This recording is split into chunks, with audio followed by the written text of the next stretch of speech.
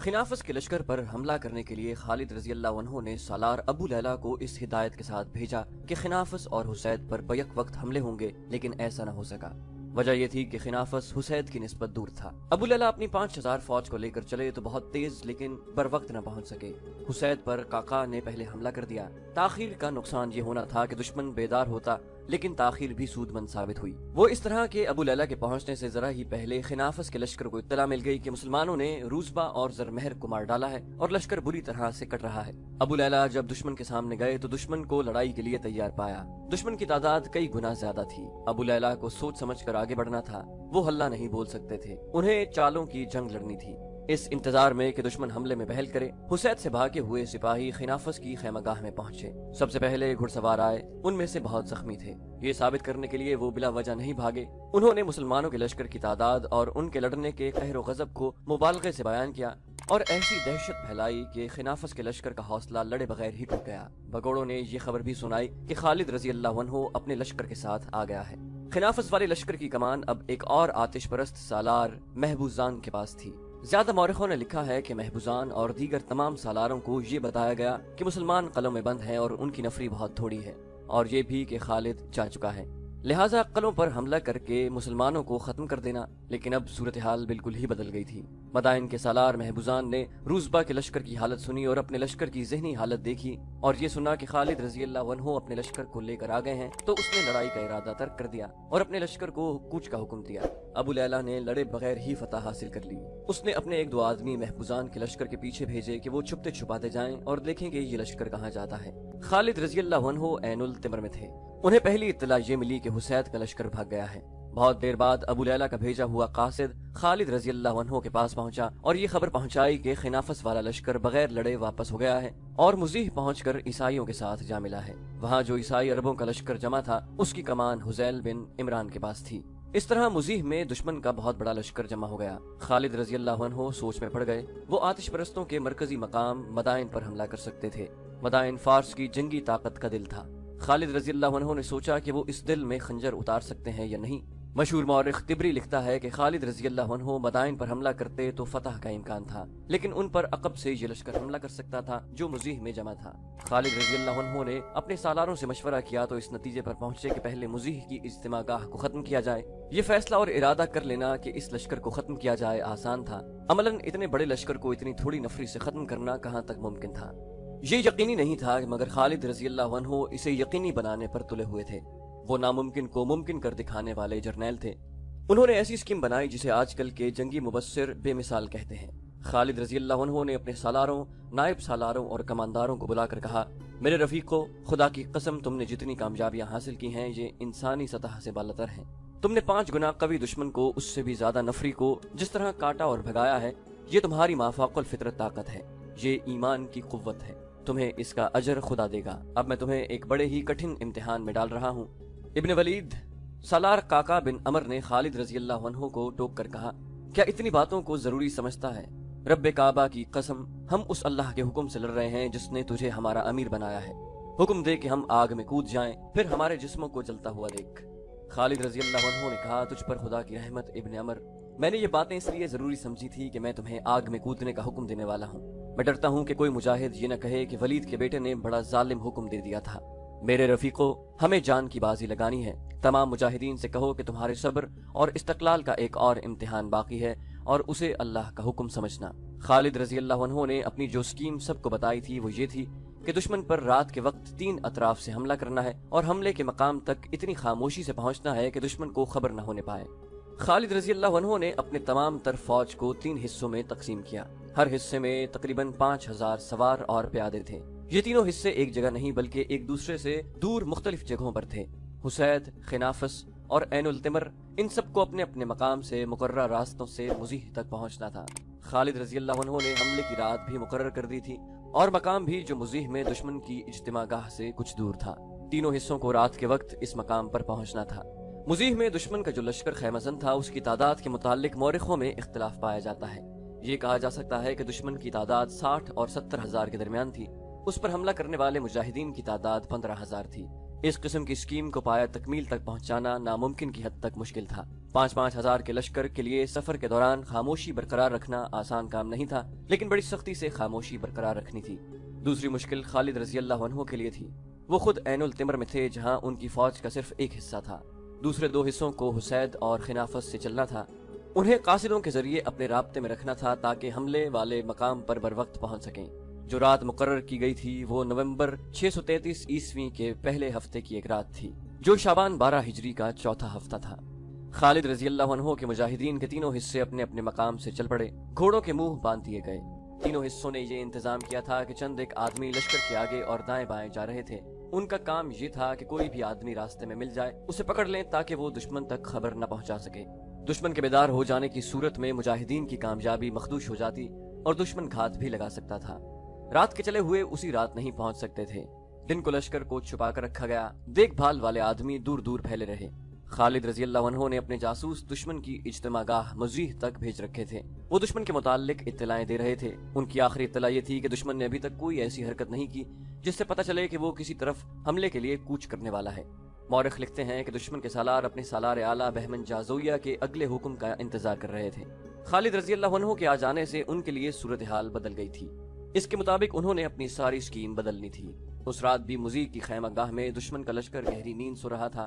جس رات خالد رضی اللہ عنہ کی فوج کے تینوں حصے بخیر و خوبی سکیم کے عین مطابق مزیح کے قریب مکمل خاموشی سے پہنچ گئے تھے۔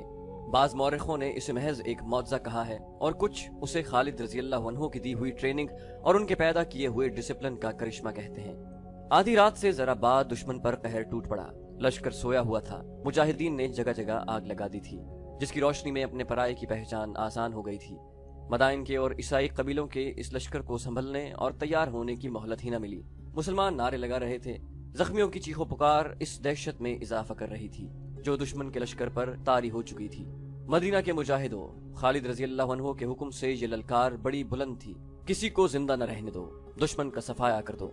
دشمن کے گھوڑے جہاں بندھے تھے وہیں بندھے رہے، ان کے سوار ان تک پہنچنے سے پہلے ہی کٹ رہے تھے۔ مسلمانوں نے رات کے اندھیرے سے فائدہ اٹھایا تھا، اسی اندھیرے سے دشمن نے بھی فائدہ اٹھایا۔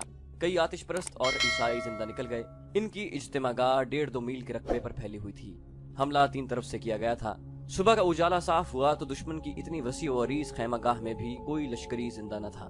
زندہ وہی رہے تھے جو مسلمانوں کے اس پھندے سے نکل گئے تھے۔ منظر بڑا ہی ہیبت ناک تھا۔ جدھر نظر جاتی تھی سوائے لاشوں کے کچھ نظر نہ آتا۔ لاشوں کے اوپر لاشیں پڑی تھی۔ زخمی تڑپ تڑپ کر بے ہوش ہو رہے تھے۔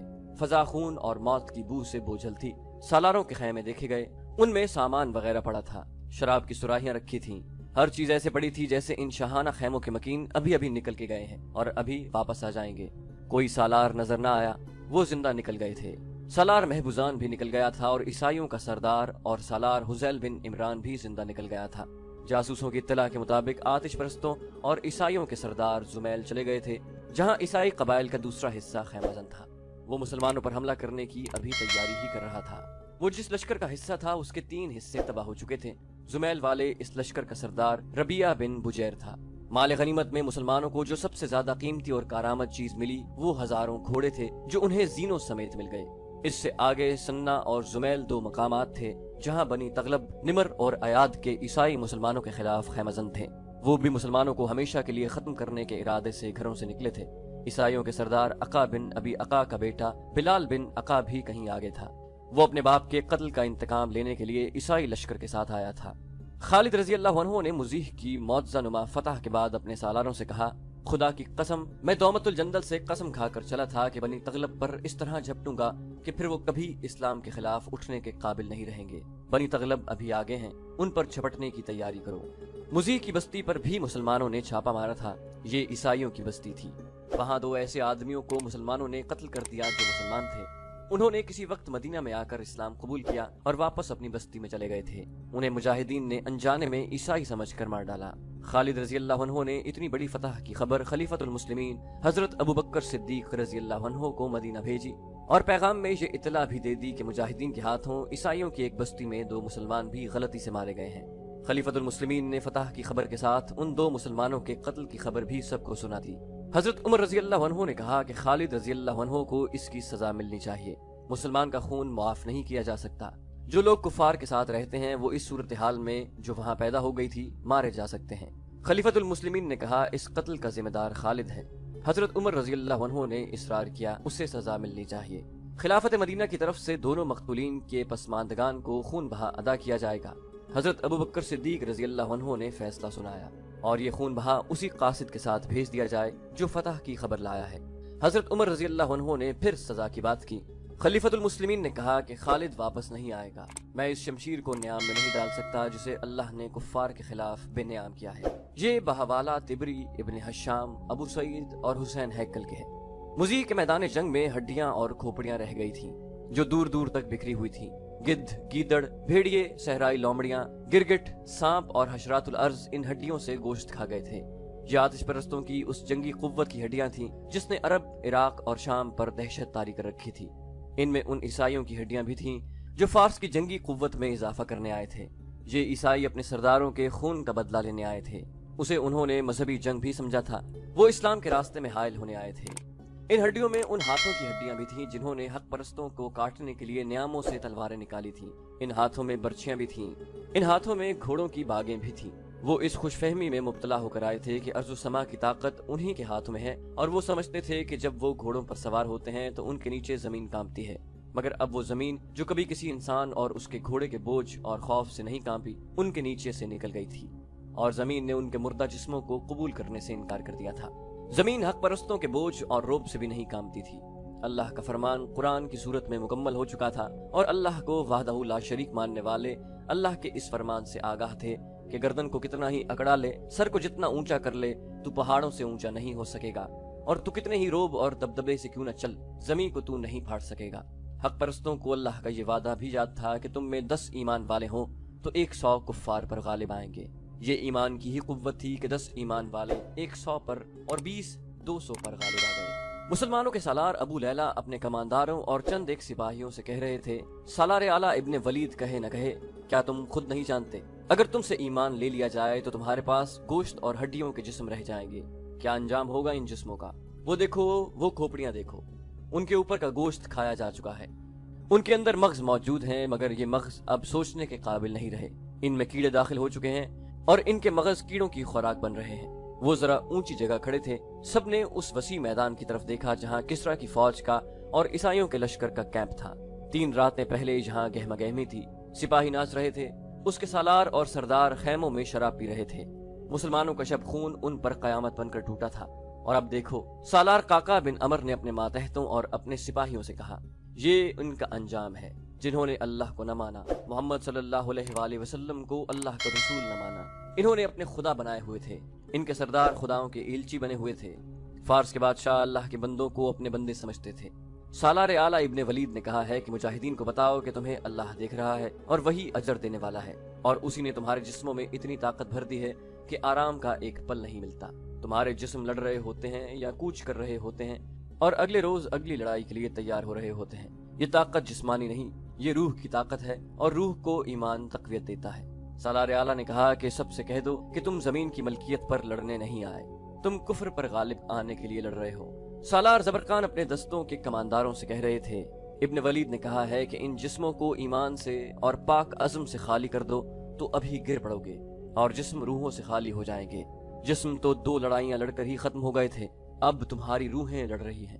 سالار عاصم بن عمر بھی، جو سالار قعقاع بن عمر کے بڑے بھائی تھے، اپنے مجاہدین کے ساتھ یہی باتیں کر رہے تھے۔ خالد رضی اللہ عنہ نے اپنے تمام سالاروں سے کہا تھا کہ مجاہدین کے جسم لڑنے کے قابل نہیں رہے، اور یہ عزم کی پختگی کا کرشمہ ہے کہ شل اور چور جسموں سے بھی ہر میدان میں یہ تازہ دم ہو جاتے ہیں۔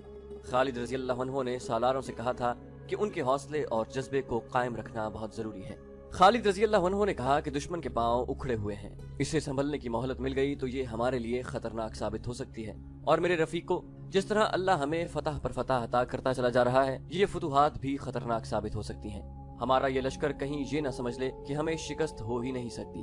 انہیں بتاؤ کہ انہیں دشمن پر ہر میدان میں غالب کرنے والا صرف اللہ ہے، اس کی ذات باری کو دل سے نہ نکالیں اور تکبر سے بچیں۔ مدینہ کے مجاہدین کا حوصلہ تو بھاگتے دشمن کو میدان جنگ میں اس کے زخمیوں کو تڑپتا اور لاشوں کو سرد ہوتا دیکھ کر تر و تازہ ہو جاتا، لیکن وہ آخر انسان تھے، اور انسان کوتاہی کا مرتکب بھی ہو سکتا ہے، اپنا سر غرور اور تکبر سے اونچا بھی کر سکتا ہے۔ खालिद इस खतरे को महसूस कर रहे थे। उन्होंने कुफ्फार पर अपनी दहशत तारी करके उसे नफ्सियाती लिहाज से बहुत कमजोर कर दिया था। लेकिन इन मौर्रखीन के मुताबिक जो जंगी उमूर को समझते थे, खालिद रज़ियल्लाहु अन्हु को ये खतरा नजर आ रहा था कि उनकी सिपाह इस मकाम तक न पहुंच जाए जहां यक के बाद दीगरे कई फतूहात के बाद दुश्मन के दबाव से थोड़ा सा भी पीछे हटना पड़े तो सिपाह बिल्कुल ही पसपा हो जाए। इस खतरे ने उन्हें परेशान सा कर दिया था। उन्होंने ये सोचा ही नहीं कि अपने लश्कर को आराम के लिए कुछ वक्त दे दें। वो ऐसी जंगी चालें सोच रहे थे जिनसे दुश्मन को बेखबरी में दबोचें। एक चाल खालिद रज़ियल्लाहु अन्हु मुज़ीह में आजमा चुके थे। ये कामयाब रही थी। ये था शबखून। पूरे लश्कर ने दुश्मन की खैमागाह पर हमला कर दिया था, लेकिन जरूरी नहीं था कि ये चाल हर बार कामयाब होती, क्योंकि पूरे लश्कर को खामोशी से दुश्मन की खैमागाह तक पहुंचाना आसान नहीं था। उस वक्त दुश्मन का लश्कर दो मकामात पर जमा था। एक जुमैल था और दूसरा था सन्ना। इन्हीं दो मकामात के मुताल्लिक इत्तला मिली थी कि आतिश परस्तों और ईसाइयों के लश्कर जमा है। अब हुसैद का भागा हुआ लश्कर भी वहीं जा पहुंचा था और मुज़ीह से दुश्मन की जो नफरी बच निकली थी वो भी इन्हीं दो मकामात पर चली गई थी। इस शिकस्त खूर्दा नफरी ने सन्ना और जुमैल में जाकर दहशत फैला दी। वहाँ सरदार और सालार भी थे। उन्हें बहुत मुश्किल पेश आई। जज्बे के लिहाज से लश्कर लड़ने के काबिल नहीं था। जिस्मानी लिहाज से लश्कर ताज़ा दम था। सन्ना में उनकी औरतें भी थीं और बच्चे भी थे। औरतों ने मर्दों को बुज़दिली और बेखैरती के ताने दिए और उन्हें लड़ने के लिए तैयार किया। इन दो मकामात पर जंग की तैयारियों का मंजर जंग जैसा ही था। सवार और प्यादे तेगजनी की मशक सुबह से शाम तक करने लगे। सवार दस्तों को हमला करने और हमला रोकने की मशकें कराई जाने लगीं। उस वक्त किसरा के सालार और उनके इत्तेहादी ईसाइयों के सरदार खालिद रज़ियल्लाहु अन्हु की जंगी चालें समझ चुके थे। लेकिन चालें समझने से क्या होता है। ईसाइयों के एक कबीले का सरदार रबिया बिन बुजैर कह रहा था, दिल को जरा मजबूत रखें तो इन थोड़े से मुसलमानों को कुचलना कोई मुश्किल नहीं। उसके पास ईसाइयों के बड़े सरदार अका बिन अबी अका का बेटा बिलाल बिन अका बैठा हुआ था। अका बिन अबी अका सरदारों में सरकर्दा था। उसने ललकार कर कहा था कि वो खालिद रज़ियल्लाहु अन्हु का सर काट लाएगा, मगर ऐनुल तिमर के मार्के में वो पकड़ा गया। इससे पहले खालिद रज़ियल्लाहु अन्हु ने कसम खाई थी कि वो अका को जिंदा पकड़ेंगे। खालिद रज़ियल्लाहु अन्हु की कसम पूरी हो गई। उन्होंने अका का सर अपनी तलवार से काटा था। बिलाल अका का जवान बेटा था जो अपने बाप के खून का बदला लेने आया था।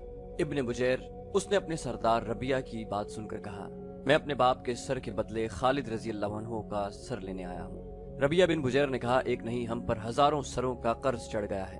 वो कुछ देर बातें करते रहे, फिर बिलाल बिन अका चला गया।